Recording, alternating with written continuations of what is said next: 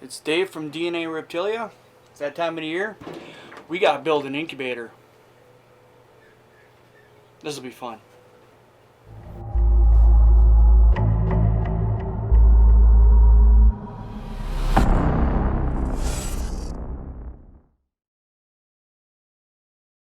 Alright, you have to apologize if you hear any squeaks.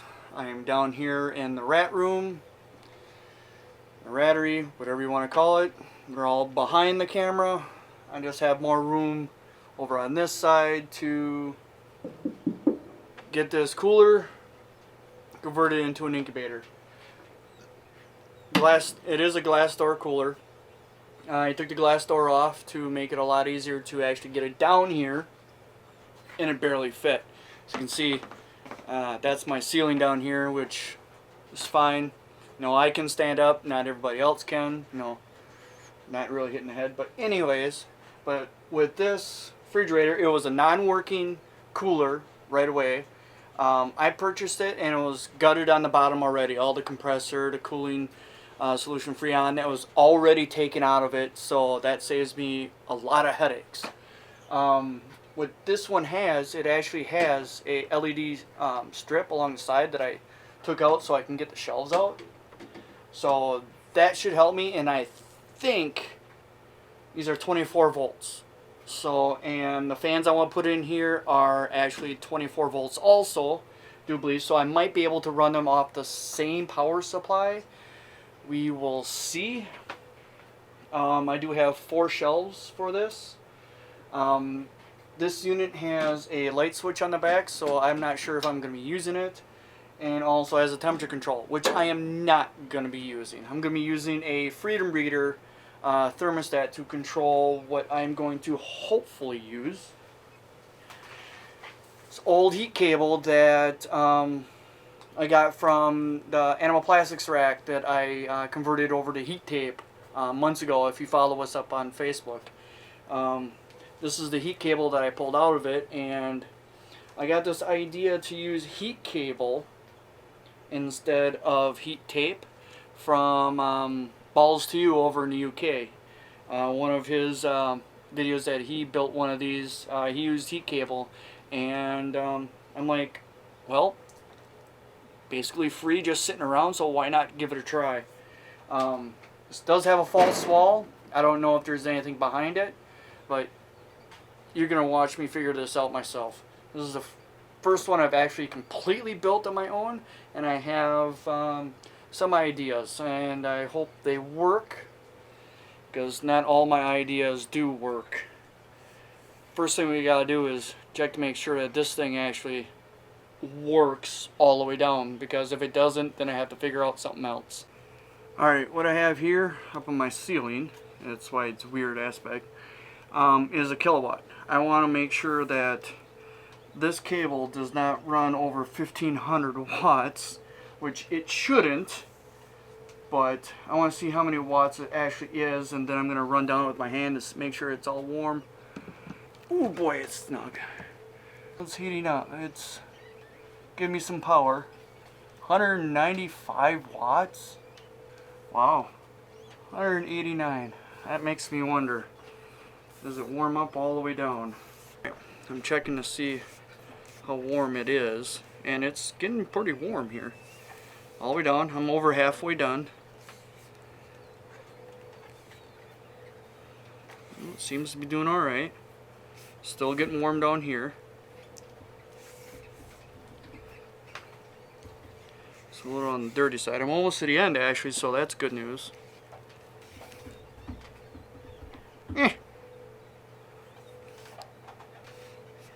Okay, no shocks yet, otherwise you would have seen it by now. I think we got a winner. Winner, chicken dinner. There's the end. And it's warm all the way down, so I think we're good. Definitely think we're gonna be good for this. Now, the question is it gonna get warm enough to actually keep that heat incubator warm? It's 65 degrees. Yeah, it's 65 degrees down here in the rattery. The rats do great. Even the ASFs are doing great. Ooh yeah, she gets warm, she gets toasty. Alright, stage 2. Let's take the rest of the cooler apart and see what's inside behind that false wall. Drill, hardened steel bit. Let's take the false wall apart. Be a little boring, so I'll probably end up fast forwarding this.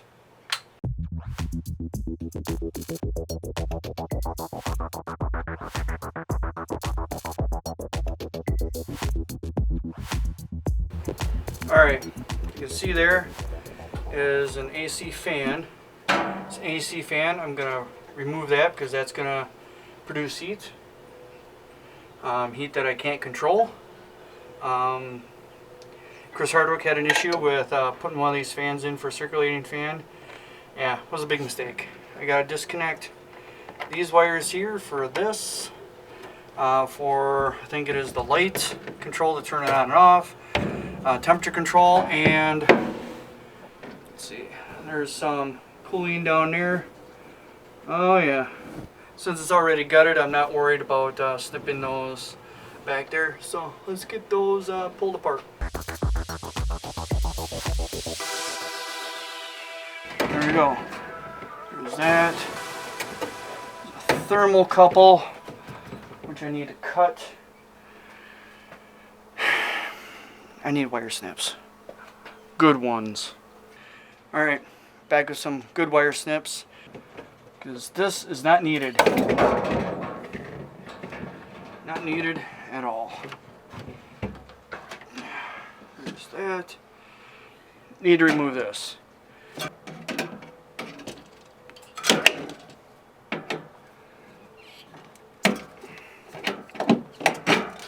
There we go.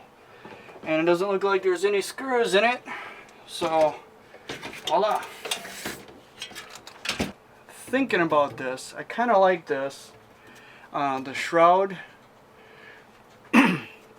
because I don't know. Think about, geez, don't want to use.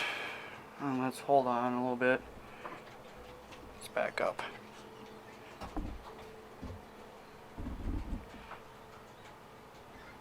Okay, the shroud comes here, goes in over to here, goes down, and goes back in toward the wall.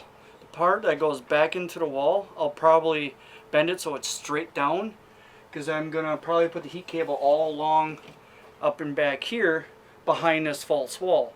So then it'll, the false wall will act as a barrier in between the heat cable and the incubation area. I'll probably put some fans up on top to force it through this area, kind of like a blow dryer.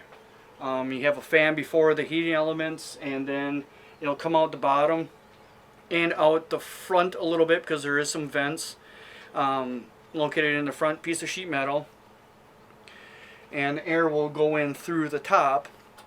As heat rises, I'd rather push the hot air down and then let it rise up and then recirculate up into this area, so it'll be exactly what it was. It'll just be heating instead of cooling. So gotta get that out of there. There we go. Now I wish I had a 200mm fan, but I don't. But I do have some 4-inch fans, so it will help. I just gotta see if I can mount it inside of this area. Might use this bracket, might rebend it in some way. We'll figure that out afterwards after I put the heat cable in here. And I have an idea how to hang the heat cable too. Some of you guys might already know what these are, but these are coat hooks. Got a bunch of these off of Amazon. Stupid cheap. I think I paid like maybe $8 for like, I don't know, 15 or 20 of them. Cheapest ones I could find, real basic. What I'm going to do is I think I'm going to put a bunch of them on a piece of wood going across, and so I can have the cable spaced away from the back wall. Here's the back wall, here's the hook, and I want it spaced at least 3/4 of an inch or farther away, so I can actually run the cable alongside so it doesn't touch the back wall. But I'm going to run the cable this way around it, go down, then go up another side, come up here, up this side, come down, come back up, you know, back and forth zigzag.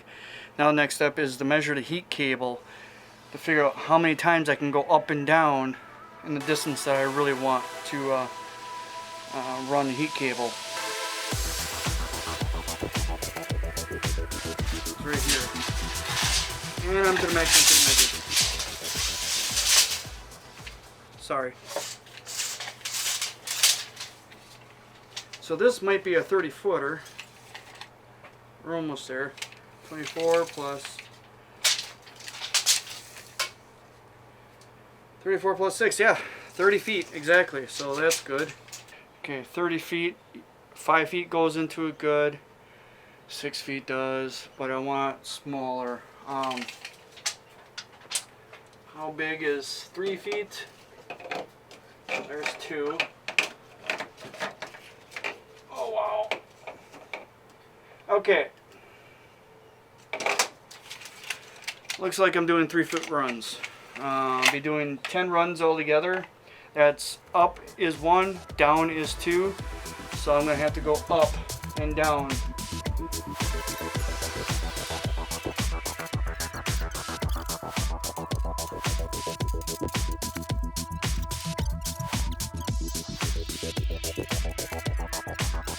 I might have to start over here with a run, go down, and then come back.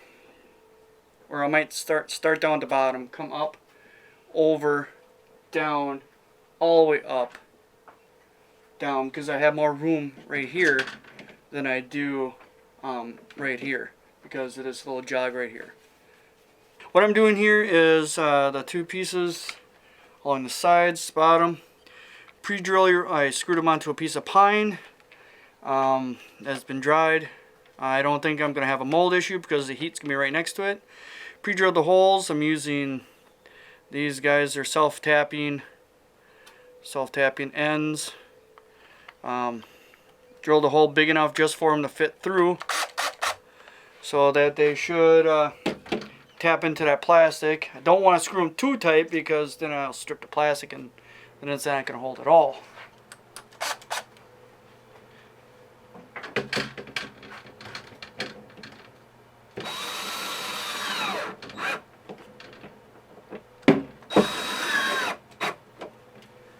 Alright, easy peasy. Put my foot on the bottom. So I can hold this because it's on wheels. So it rolls real easy front and back, real easy.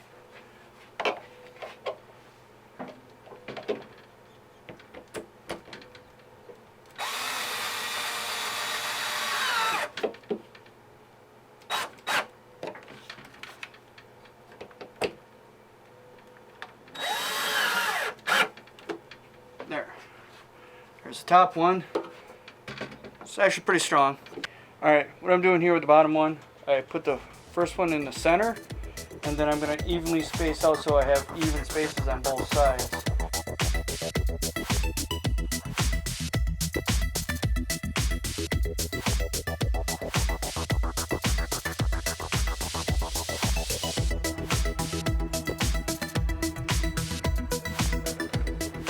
Good to go with these two.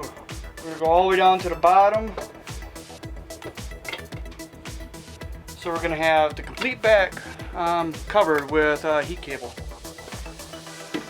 Now remember, on the bottom we want these hooks to be completely upside down because you want to kind of hook these.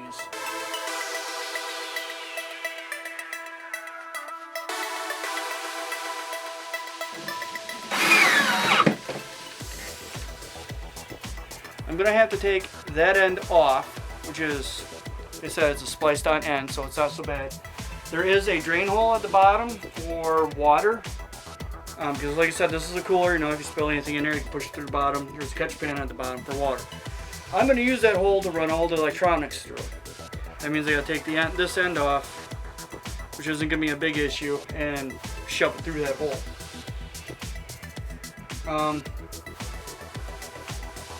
I don't know how I want to run this.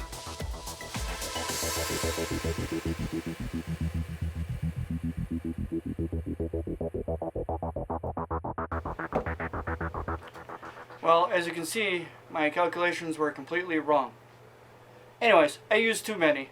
I'm not going to try to figure it out some more, so at least now I can space them out, because I was kind of worried that these were going to be too tight and you can't see them. That's when I was going every hook over. I like how far away it is from the back wall, but being so close together, not liking it. So, we'll undo this and space it out some more. Thinking, I'll play with it a little bit more and I'll cut back to when I actually have it panned out. Okay, what I ended up doing, started down there, ran up to that one on the far hook, down, up, down, up, down, up. I did end up adding another one here. I ran the cable all the way up to the top. All I did is throw in one screw right there just to hold it in place, just so it wouldn't be so close to this one, because I don't want a hot spot even though there's going to be a fan on it. Then to come down, I took that one off, which was same as that one. Took that one off. Since this end no longer dangle all the way down to the bottom and it's got a nub on it, I'm using it as a hook, so it won't pull out.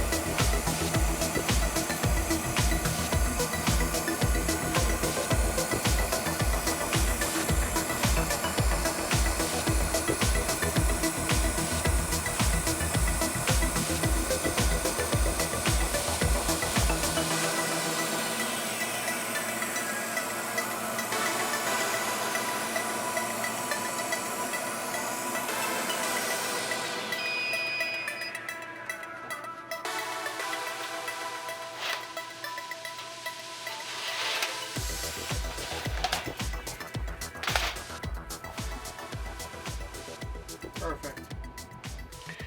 Alright, what you just saw is me cutting a bracket on the laser out of acrylic to fill in the gap for this 4-inch fan to sit in here. So it sits up there like this, and it has the only air to go into it is from this way. Maybe a little relief there, but this fan is a Delta fan. It takes 2.7 amps of power at 12 volts. It is a ball bearing fan. It is actually quite powerful. If anybody knows computer parts, these fans are crazy. They're made for servers and they move a butt ton of air. So that's where my issue is. I wanted the ball bearing. I wanted the capability of moving the amount of air if need be, but I have no way to control it until Monday. Amazon to the rescue. I got a pulse width modulated controller that works on 12 volts, so I can control the speed of this fan. Oh well. Okay. Well, that's a good issue to have. Don't have the clearance behind the fan. So I'm gonna have to flip this fan around because these get in the way. Dang it. Alright, test fit number 2. I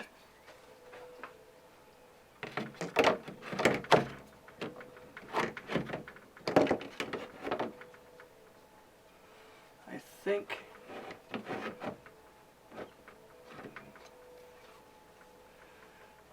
think we do have an issue though.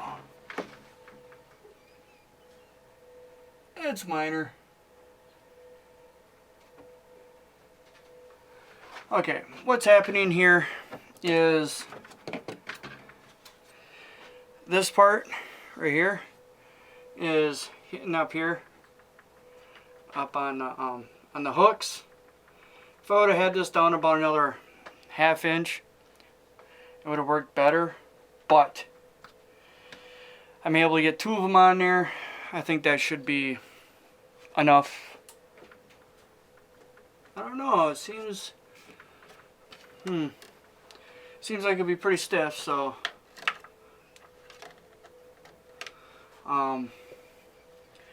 now these lines up here, one ran the fan and the other one ran the LED. I presume might be able to run 12 volts in that other section right there, so I can plug the fan right in. Or the speed controller will be on here or on the plate that will be in front. But for right now, we're kind of jerry-rigging this, making sure that it actually works until I get the controllers.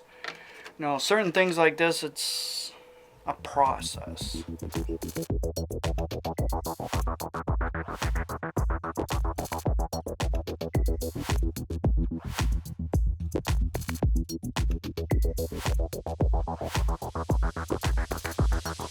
The Delta fan is right behind here. Right behind here, it's actually, I do believe it is touching, it's barely touching right here, I think. It's going to draw the air in through here and through underneath here. There's 2 spots because hot air rises, and then it's going to push air out through here, push air, a little bit of air out through here, and the remainder is going to come out down here. So it'll be circulating back up. Got the door back on. Got the freedom meter temperature controller on. Fan plugged in. Just to test, just to see if it even gets up to temp. And to tell you the truth, it's not that loud outside, you know, compared to. Big difference. This is a good cooler. Woo! Definitely feel it coming out of there. Here, right now I just got it. I just plugged it in. That's all I did. And it should be on heat. So we'll see if it gets up to temp. 12 volt power supply there. Hopefully, since the plug-ins are right there, plug into the wall, I'm going to see if I can reuse some of the plugs there and actually run 12 volt to the top to the fan. But it's working, I think. It just went up a few degree. So I'll come back in about an hour or so and see how warm it actually is.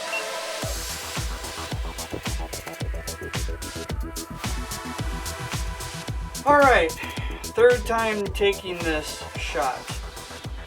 First time I didn't hit record. 2nd time I didn't turn on the microphone. Okay. Let's wind this up. Took out all the excess wires out of here. Left the LED driver plugged in right there, and I have just that plugged into the wire from the cooler. This wire right here goes up through the cooler right there. Goes all the way up to the top. Goes right there, and it also powers the LEDs right there.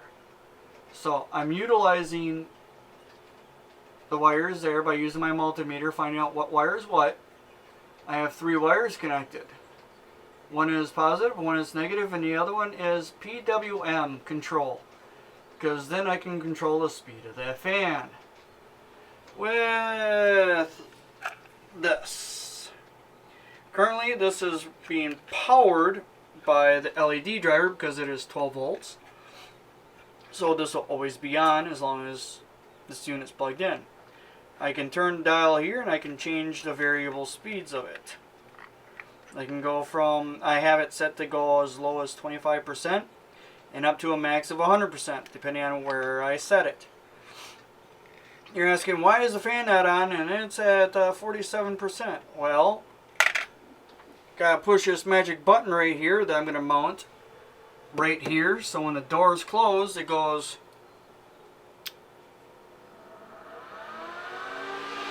and the fan's on. Doors open, fan's off. Xbox 360 controller, or not controller, power supply. It has 3 yellow wires that come out of the wire right here.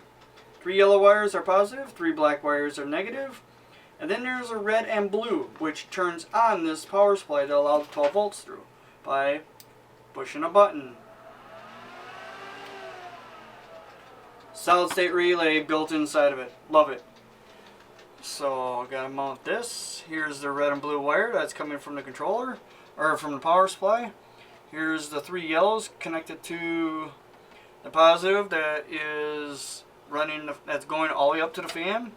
I got all the grounds together for the LEDs, for this and for that, and then I got the positive for the LEDs.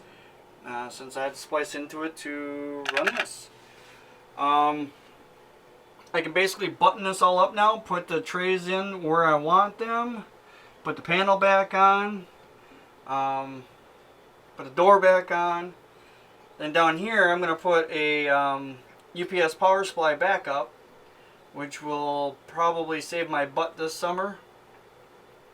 Get a couple hours out of it. I'm going to make a shelf for this, make a little cutout for this.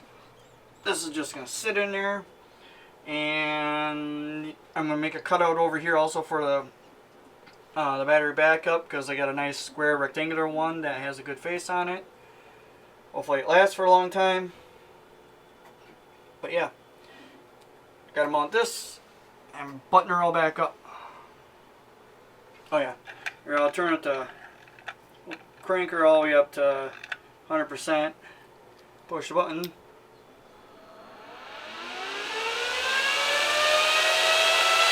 There we go.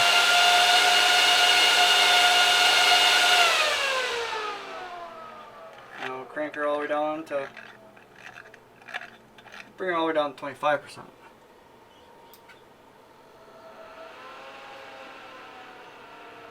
That's it. That's all it is.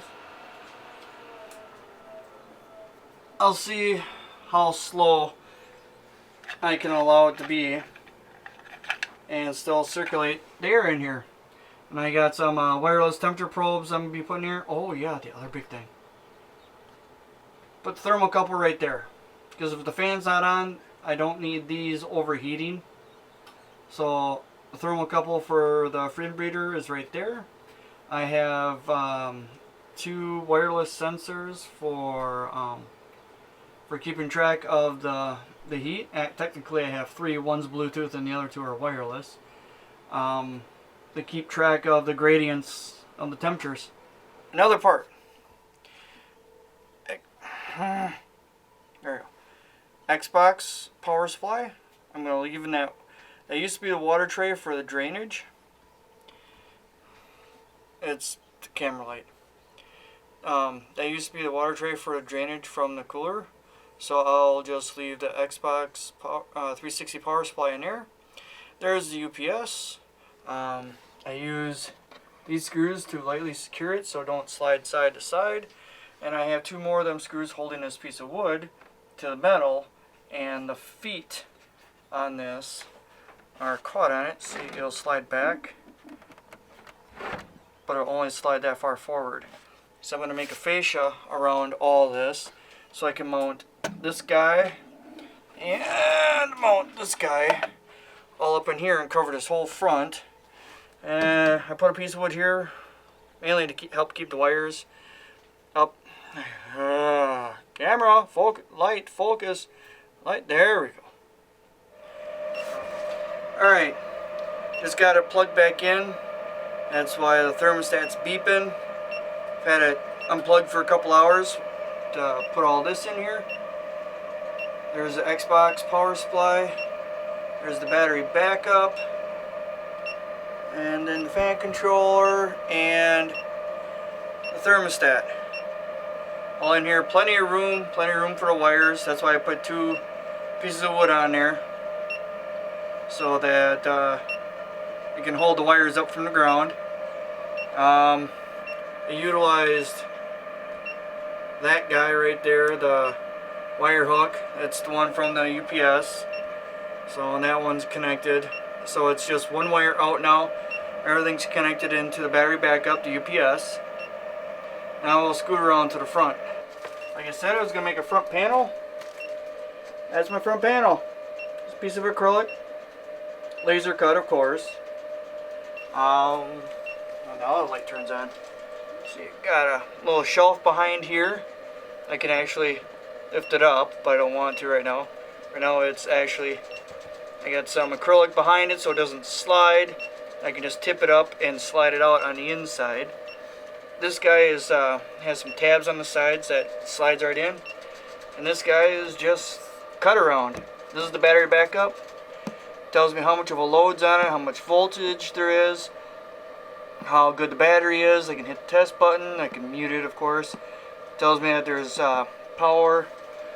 You know, I wanted a nice short stocky one that was as square as possible so I could make a cutout for it, you know, make it look nice so I can keep an eye on it. But I just plugged it in a few minutes ago and it's up to 85, so the alarm is off. It's under 9 degrees below. It's going up there, but I like having the fan control because I did some tests. When I first started out, I had the fan at 55%. Now mind you, I had the thermostat set to 96, which is on the heat cable itself, so the heat cable would not go above 96 degrees. 55% fan, it would go up to 91.2 and be rock solid.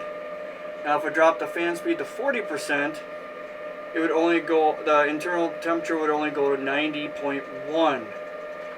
So I went the opposite way. I wanted to see if it was going to heat up if I increased the fan speed. Sure enough, go to 70% fan speed, it went up to 92.3. That's almost a degree higher than when it was at 55%. Like, alright. More airspeed, the more even the temperature is between the heat cable and the air. So I bumped it to 80%. And it went up to 92.8. Another half degree just by adding 10%. So it seemed like, well, that was 30%. That was 2 degrees. That was 10% is a half degree.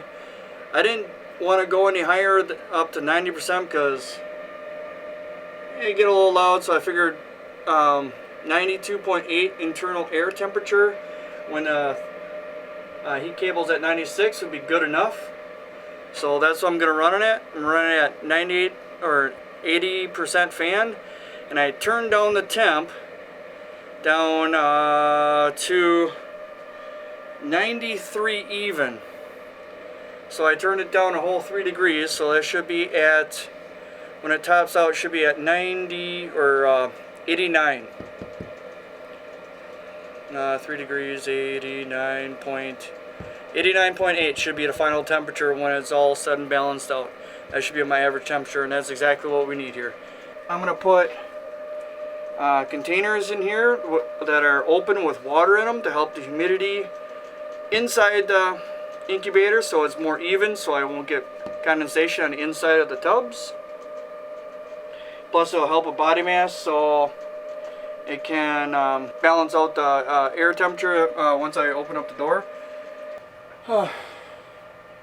Once again, this is Dave from DNA Reptilia.